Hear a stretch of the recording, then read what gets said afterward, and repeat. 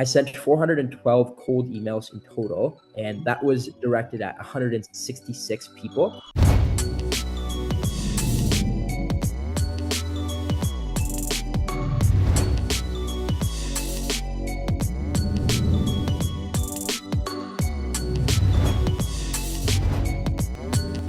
Hey, this is Patrick Curtis, CEO and founder of Wall Street Oasis. Today we have a great chat with Devin. Devin joined us in December during his sophomore year at Western up in Canada. Listen to how crazy his recruiting cycle got since he landed 9 first rounds and then ended up basically getting 4 super days. It was basically all in the same week. Listen to how he survived it and how he leveraged us best to have a success and land an internship at BMO in investment banking. Enjoy. All right, Devin, thanks so much for taking the time to chat with me today. Yeah, thanks so much, Patrick. So it'd be awesome if you could just give the listeners kind of short summary bio, where you're from, all that good stuff. Yeah, absolutely. My name is Devin Chauhan. I just finished my second year at Western, and I'm starting Ivy in September, entering my third year of school. Next summer, I actually signed for BMO Capital Markets in Toronto. Right now, I'm working at CI Financial as an intern on the corporate finance team. And yeah, it pretty much sums up who I am.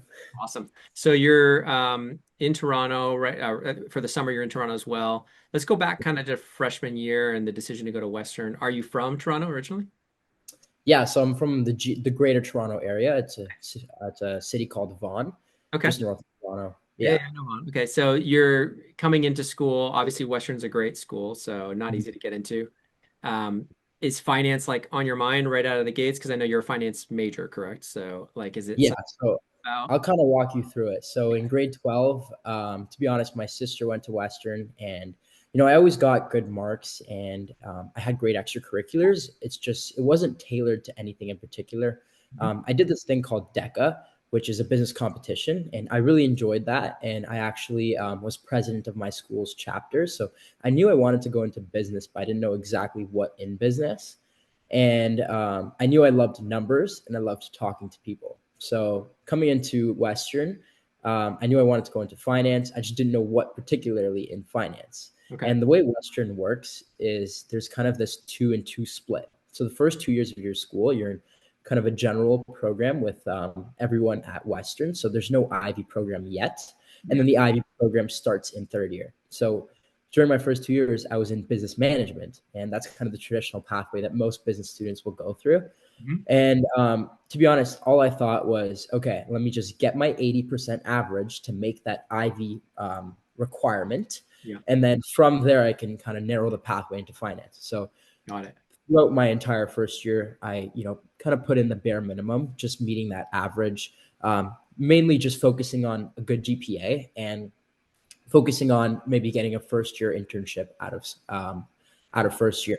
Did you So did you get a first year internship kind of stuff? yeah, so I was lucky enough to secure a first year internship, and it's actually at CI Financial. So this summer I'm working is Oh, actually that's with right. them. You just told me that. Yeah. So Yeah, that's I keep forgetting you're so young. Like this is actually your freshman. So yeah, or your sophomore. no, so This is your this is sophomore. my sophomore summer. Oh, so So you I finished actually it two worked at years in a CI. row. Yes, so Got it. 2 back-to-back CI summers. Okay. But yeah, that was kind of the situation. Like I thought, okay, just get your marks, get an internship. Maybe you can climb the corporate ladder from there. I had no idea what investment banking was at that point in freshman year at least. Do you think that, it's really interesting how the model of Western making students wait for 2 years and Yeah. forcing the 2 years to go to Ivy, whereas like obviously the alum from Ivy is incredibly strong in finance. Yes. And recruiting has now shifted so early where you're forced to recruit for investment banking, for example, or other high finance roles like private Yeah. equity, like sophomore spring. It's a little bit later than US, but not that much, right? So Mhm. do you think the school would be like better serving their students if they shifted the Ivy decision earlier? Yeah. So the thing is, I think Ivy's in a tricky situation because Yeah. the whole idea of Ivy is in third year, you're supposed to be paired with and collaborating with peers that come from different backgrounds. That's kind of how Ivy works. Yeah. So they need those, first initial 2 years where you're kind of disattached from Ivy. But like you mentioned, that's where that problem arises because of how accelerated timelines are. Yeah. If I had waited till I got into Ivy, I would have been way past the timelines. So Right. I think like the only solution to that really is like if there was a pre-Ivy course that kind of walk you through these timelines initially, and that's kind of what the clubs are there for. Yeah. But the problem is most people aren't aware that these clubs are actually very necessary to join. And that's something that I wasn't aware of in my first year because I didn't join, the Western Investment Club, or at least I did, but I wasn't actively participating in when in reality I should have been. Got it. Okay. So like looking back, like you did get that freshman summer asset management internship. So at least it was building your CV, look good. Talk to me a little Yes. bit about kind of when banking was on the radar. Like when did you were like, oh no, wait, this is the thing I want, not asset management or not equity research. When did that like switch go off? Absolutely. So honestly, that role I had at CI was more of an accounting role, so it wasn't even asset management per se. Okay. Um, but throughout first year, actually, there was someone on my floor. So I lived in residence, and there was someone on my floor who kind of motivated me a lot because he was very, focused on the investment banking pathway. Yeah. So he'd always said investment banking. And to me, that word sounded really cool. And I'm pretty sure they get paid a lot. So I'm like, okay, I want to be an investment banker, but I had no idea what it was. I remember walking into CI. CI doesn't even have any investment banking. And I'm like, I got to find the investment bankers here and talk to them. But they don't do investment banking, Yes. right? They don't So exist. This is so what I happens honestly when you force 18-year-olds to recruit, right? You're like, like it's like I'm going blind into this and I don't exactly know what's happening. But luckily enough, I was actually at a wedding, and it was about a year ago today, or 11 months ago. So it was May 24th weekend, actually, May 24 weekend, yeah. Victoria Day weekend. It was a wedding, my cousin's wedding, and I got to talk to two seasoned investment bankers. So one of them who is a managing director, and then the other one who was a former analyst and actually exited into hedge funds. And I just remember listening to their conversations, and they were speaking with another consultant that was there as well. So someone who was working at MBB Consulting. So obviously like a pretty intense group of individuals here. And obviously, my dad was like, go talk to them. I'm like, yeah, definitely. I want to talk to them. So I'm listening to their conversation, and honestly, I'm just blown away with the level of intellect and like, I don't know. I just like their language and like the way they like interacted with one another. I thought, I want to be doing this. And they're telling me about their careers and how fast paced, intellectually stimulating it is. And I thought, okay, investment banking, it sounded like a cool word, but it's actually a cool career as well. And that's really the lollipop moment. And I remember the next morning I reached out to some upper year students at Western, and I started listening to a podcast. It's called Investment Banking Insights. I know. Uh, Yeah. yeah, exactly, and that's exactly where I found out about Wall Street Oasis, because I think every single episode it says, that little Wall Street Oasis promo, The academy. and Yeah, yeah. exactly the academy. So that's kind of the pathway that really put me on to And where I so am you today. started listening to that, and you're like, okay, this is what I have to do to get ready. Uh, Hmm. you're listening to the pod, you're trying to figure out, you're starting to realize, oh, the timelines, right? You start listening, you're like, wait a second, it's sophomore year. So this Yeah. talk to me a little bit about that. Like you had just finished your freshman year. So you're like, okay, I have time, or what were you thinking in terms of that? And then talk to me about like the decision to join Academy. Like, when did you interview or enroll? Like, I'm not sure, I can pull it up, but in terms of your cohort and stuff like that, I'd be curious. Yeah, I'll walk you through that timeline. Yeah. So, like I mentioned, that's summer. So I spoke to that upper year student who was very helpful as well. Yeah. And he kind of walked me through the timelines that you traditionally follow. And again, I was listening to those investment banking insight podcasts, which was more of the technical prep behind the scenes. And Sure. then every time on the train on my way to CI, I Yeah. would read up on the guides, and basically I was just trying to prepare as much as I could. I remember last summer I did about like 40 coffee chats. None of them were actually relevant to like the third year recruiting yet, but I did 40 coffee chats just to kind of put me, or like at least 30 to 40 with upper year students and like other, personal connections and people that my parents can connect me with, or like there wasn't really any cold outreach per se yet. It was more just people connecting with other people. Sure. Um, and then I remember, following those timelines, I knew that in September, that's typically where, you kind of have to recruit for the school clubs, because obviously club involvement is a huge aspect of Yeah. recruiting. Yeah. And unfortunately, because like I mentioned, in first year, I had no club involvement, I was unsuccessful in the school club recruiting. And Okay. then I remember there was this New York trip. This was actually the big moment for me. There was this New York trip where one of the school clubs at Western was hosting a trip, and 40 second year students, 40 sophomore students were accepted to go onto this trip. And it was basically just a resume review. And then the top 40 resumes in sophomore year were allowed onto this trip. I remember reaching out to, some of the club members and some of the club execs saying, hey, what should I do to best help my chances to get on this New York trip? They're like, oh, don't worry about it. You should be fine, whatever. And then next thing I know, it's the week before the trip, and my friend goes, hey, did you get onto the trip? And I'm like, no, I didn't. And that was the moment when I realized, okay, if I can't make it onto my school clubs, if I can't get, the top 40 resumes in my sophomore year, what I'm doing right now isn't enough. And I needed that WSO Academy help Yeah. that I had heard about on that Investment Banking Insights podcast. Yeah. And that was actually the moment when I submitted my application to WSO Academy. I had my onboarding call and my interview, and I ended up accepting because I knew that, right now, the way things were going weren't going in the direction that I wanted it to. And I think there's a level of extra commitment you put if there's actually a tangible value to the amount you're investing into it. Yeah. It's like So forced accountability. It's like when you pay for exactly, personal training. exactly. And I think, so I was very like locked in. I was very, focused during the summer. But I when can it see came to that looking at your September, dashboard. You attacked. You attacked when you got in. when I during my like September and October before I actually enrolled in WSO Academy, that kind of fell off. That focus really fell off because Mhm. that rejection I got from the clubs and from the New York trip, Yeah. and I needed something to push me back on that pathway, and that's exactly what WSO Academy offered for me, and I'm thankful for it. Yeah. So you kind of come in, you're coming in, it looks like you enrolled in December, early December. Yes. Still had time because it's in Canada, so it's later spring in terms of when the recruiting timelines are. Were you Mm. targeting it all in New York at all? Or were you open to like Yeah. mostly Big Five, a little bit of New York, trying it all? Yeah. So honestly, I was excuse me. So Western has a couple pipelines to New York, and I had targeted all of those. Just again, like I mentioned, that lack of club involvement made that process a little more tough. Yeah. Luckily, I was able to get into one of the processes, which was Evercore New York. Yeah. So again, I was reaching out as much as I could and having as many coffee chats as I could. Nice. Just I was only successful with one of the New York processes, which was Evercore. Nice. So, in terms of just like, let's go through like the recruiting timelines because you joined us in December. If you're doing a little bit of New York, probably by January you were in some of those you were in the Evercore. Yeah. And So I talk to me actually about started. how that progressed and then how you're prepping with us because I see you were ripping off mock interviews left and right, which was awesome. And Yeah. you're improving. You actually came in, your first mock was actually pretty solid.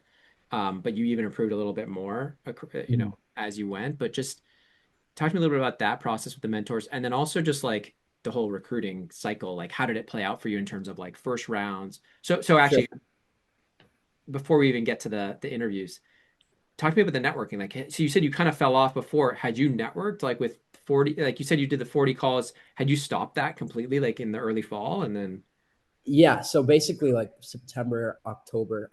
Honestly, I signed with CI again. So yeah, that was the internship I'm working right now. yeah, And I kind of fell off on the networking because a lot of my efforts have been for like this summer recruiting. yeah, But I needed something to push me back on. So I told myself, I think it was mid October, that's when I really started sending out those cold emails to those for the summer 2026 recruitment. So it was all the New York firms. And then I think 2 weeks later, I started pushing Toronto. I figured I'd yep, get ahead of the schedule because usually Toronto starts like at least the year of, but I got ahead of the schedule. So I can walk you through like the numbers. Is that yeah, what you'd like? yeah, Yeah. Okay. So this is all just for summer 2026 recruiting. I kind of ignored all the cold emails and all the chats that I went on last summer. This was purely for third year internship. yeah, So I sent 412 cold emails in total, and that was directed at 166 people. So mhm, often I would follow up multiple times. That's why there's that kind of discrepancy in the number of people and the number of emails. yeah, And basically, these 166 people that I reached out to, actually, I had some pretty high rates. So I actually converted to 60 coffee chats, which is quite a bit because I think the reason is because like Ivy's definitely alum. It's a strong alum base. Yeah, it's a strong alum, especially if like a lot of my target is in Toronto. yeah, So that's kind of like how I was able to be that successful in terms of the cold outreach. And I think also to mention, my resume was really good because of that initial resume review that WSO walked me through. Yeah. I was like, I think if you compared my resume before WSO Academy and then after, there's like a huge discrepancy, and there's a huge difference in like the level of quality. Appreciate that. So that's something I definitely have to thank you for. I think it's Um, probably because you followed up several times. Like if you look at the average, the 160 people, like sorry, the 160 targets but 400 email, that means you're following up on average like 2 to 3 times, right? yes, exactly. Yeah. A So lot of people sometimes I will would hit stop up. after like the first follow up. They give up after that first one. I mean, Yeah. So the first email, but the that's, first follow up they give up after like they've been ignored twice. yeah, you have to follow up at least three, I think. Yeah, you gotta I'm spread sorry, it at out. most three. You At gotta spread most it three. out. Yeah, You yeah, gotta, yeah, but I think three times the charm. At yeah. least that's what I've Oh, learned to realize. But anyways, there was 26 firms on my radar, yeah, and only 21 of them had applications open. So I think about five of them like didn't go about recruiting, or like I just couldn't find the application. yeah, So 21 applications, yeah. and from those 21, I was able to get 9 first rounds. Great. So really good conversion rate from there, 21 to 9. Amazing. Yeah, Obviously, one of them was after I had already signed, so I didn't actually end up going through that one. yeah, But 9 first rounds, yeah. and I think those first rounds was really the ups and downs for me. That was probably the hardest stage for me, and I think that's probably the stage. So I know a lot of people say like at least you get the interview, but I think what's different about investment banking is like you have like 25 people with almost the exact same profile as you Yeah. recruiting for one or two positions, right? So yeah, like after that initial, like I know it's hard to get that first round from that resume drop, but that's all networking. I think Yeah. I mean, I'm personally like a very social person, so I found that part to be like my favorite, and Yeah. um, like I don't want to say the easiest, but wasn't as difficult as this stage. But I think the difficult stage for me was the first round interviews, and I Mhm. think that's really where the value from WSO comes in, because obviously interview prep you can't get anywhere else other than like learning from these professionals. Yeah. So those 9, or I guess those 8 first round interviews, really what it was, because one of them was after that signing. 3 of them actually ended up giving me a super day, It's great. and It's quick actually that conversion. super day. This is like this is exactly like right in line with what we see from the top students. We see like 100, 70 to 100 one-on-one chats. We see, ideally double digits or close to double digits first rounds. You're right at 9, so it's like 8 to 12, and then we see, 3 to 5 super days and 1 to 3 offers. It's very common. So you're hitting all those metrics. What's surprising is you only had to reach out to 160 people to get to the 60 coffee chats. I think it's just because That's Toronto. what's shocking. That's more the alumni base. Like if you're at a complete Yeah. non-target, you have to up those numbers to get to Oh, that. 100%. Yeah. So okay, And I so also think this is because Toronto is very like oh, it's a lot smaller. yeah. So yeah. Talk to me a little bit about Um like those first rounds and like that up and down. yeah, I'm curious. yeah, absolutely. So like my first round, I guess, was January 30th, 31st, Yeah, 2025. And that one was Evercore, New York. And honestly, I was not prepared enough for that. I remember I did like I think 10 mocks, or no, 8 mocks, like the week of that, or like a few days before that. You probably have it up in front of you. There's like a span yeah, of 3 days where I fit yeah. like 8 mocks. January 2nd, 3rd, 30th. Oh, 30th, 30th, 30th. Yeah, I can see you ripping off mocks here before. Yeah, Because I wasn't expecting the timelines to be that soon. yeah, And ultimately, the reality was I wasn't prepared enough for it. yeah. And I got to learn from my mistakes. And then I ended up having another one a month later. Unfortunately, I was in Punta Cana at the time. So I had to take it in my hotel room, which was No. thankfully I had packed a suit just in case, because I figured this might have happened knowing my luck. Yeah. But I think because Wait, of, let's go back to the Evercore because like you did rip off a lot of mocks, and I'm seeing your scores were like at the low end and like the 50%, but you had some mocks here that were scored in like 90th percentile. So yeah, was your performance, did it mirror that or was like in the 80th percent? Like would you give yourself like 80th percentile? You have to be in the 90th percentile plus yeah. to land So the role. the problem is, yeah, with Evercore, you can't make a single mistake. And I remember there's one technical that Yeah. really put me through it. So it's because of that. Yeah. And then again, the next one was Morgan Stanley Toronto. It was the same kind of idea. I had this like one technical that But you were in Punta Cana then too. uh, yeah, exactly. And I missed this like networking event that they had as well. And that's usually where I shine, like in the networking events, because again, like I think I'm a social person. But so that's number two. And then I had one, I think I'm missing one.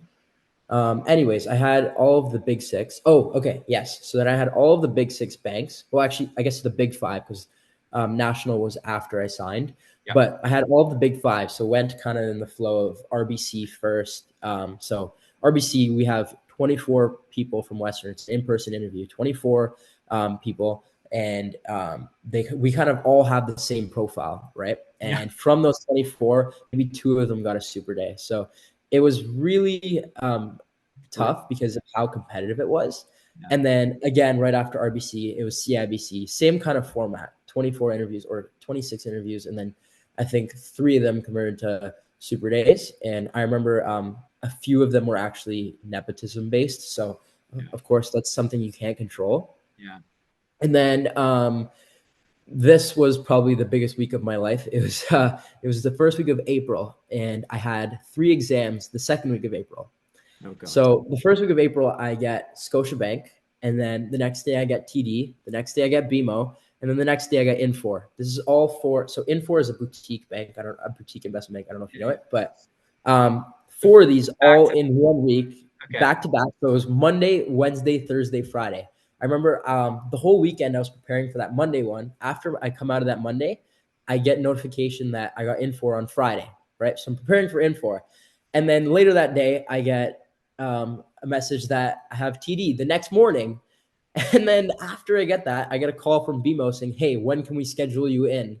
So I had literally 4 first rounds all on separate days that whole week. Yeah. So how did they go? Like, did you feel like you hit a stride because you were doing so many, or what was your thought? Yes, that's exactly what happened. So the first one, it went well again. And then the second one was TD.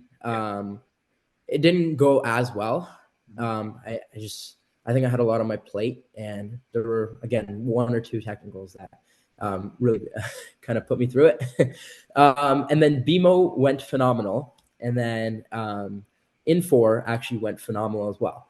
Yeah. But here's kind of the ups and downs that I was going through. So Thursday, I come out of BMO. I'm like, wow, that was amazing. I get a text saying from my friend, hey, did you get Scotia? Check my email. No, I didn't get Scotia. I get another text from my friend saying, hey, did you get TD? Check my email. No, I didn't get TD. Oh, no. So that was tough. And then I remember my other friend, he had been in the BMO rounds. So I was in the second round of BMO. There was like, or second, wave. Second cycle. Yeah. Second wave. Yeah. And usually you're supposed to hear the day of. So it's like past 5 p.m. and I still haven't heard from BMO. All I'm thinking is, wow, I had 3 great interviews this week and not a single one got back to me. And that was probably one of the hardest days of my life because it was so much ups and downs, or not the hardest day of my life. That's over exaggerating, but one of the most emotional days of my life where, there's so much up and downs. Yeah. And I just thought, okay, I have to try my best for Infor. So I go into Infor and I absolutely kill it. Yeah. I come out of Infor and I have a missed call from BMO HR. Yeah. So I get my BMO interview and then I go. So I have a BMO interview scheduled for the next Tuesday when I have an exam also on that Tuesday. So that was, or no, I had an exam on the Monday. So I ended up deferring all of those exams because there was no way I could have handled all of that. Yeah. But basically, after I get that BMO Super Day, I send all my thank you emails to Infor saying, hey, by the way, I have a Super Day on Tuesday. And then I send it to TD. Just want to keep you updated. I have a super day. Send it to Scotia. I just want to keep you updated. I have a super day. Yes. So this whole weekend, I go home and I just try to focus as much as I can on BMO. Yeah. Next thing I know, I wake up Monday morning and I have a super day the next day for TD. Yep. That's how it works. You get one and they all follow. Exactly. And there's a networking session that day. So I'm getting this email at like 10 a.m. and I have to make it downtown by like 5 p.m. that day for one of the TD sessions. And I'm like, wow, this is ridiculous. But okay, I guess I'll do it. The next day.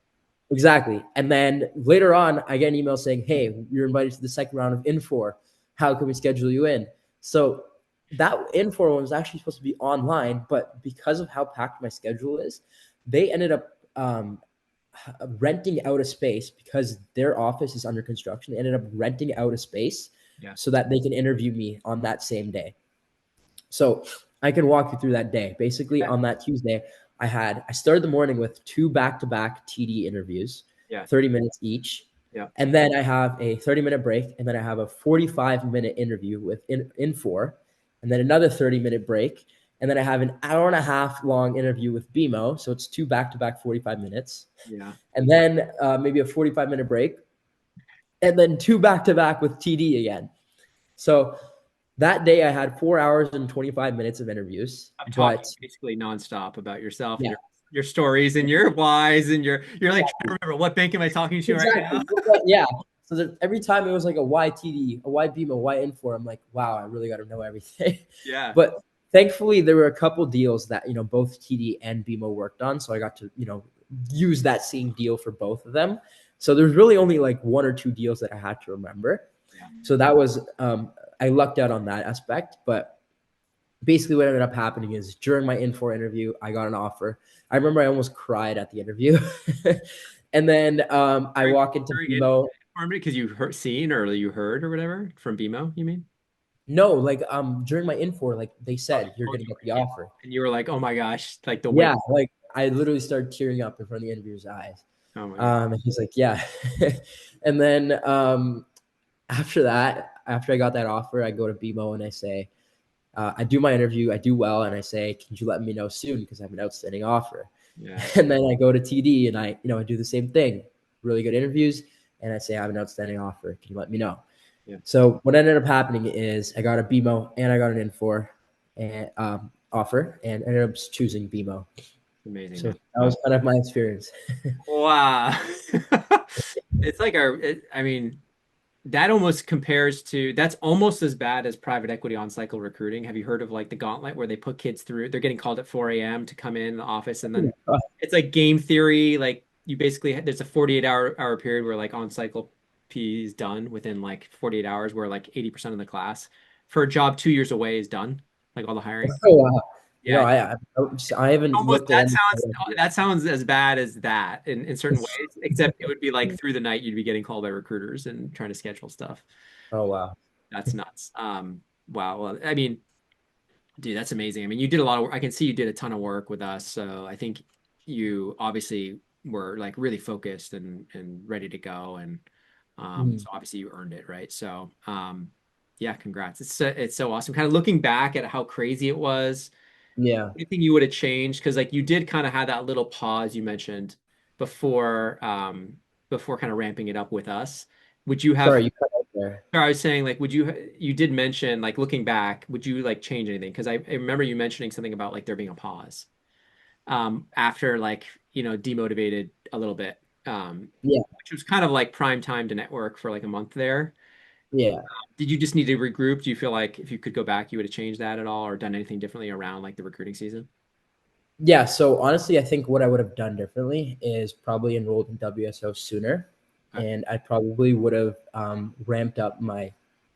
I would have started networking maybe like a few weeks sooner, Yeah. and I.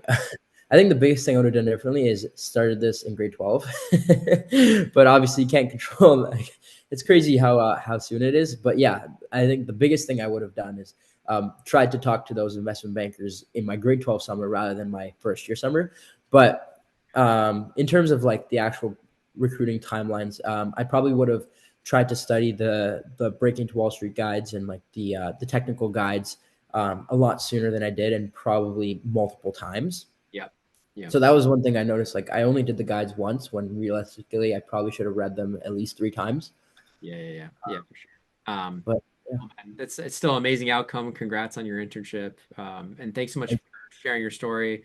I think it'll be inspirational to a lot of people and kind of maybe open some eyes in terms of how competitive it is, even especially in the Canadian market where there's not like unlimited seats. yeah, I appreciate yeah, it. yeah. No problem.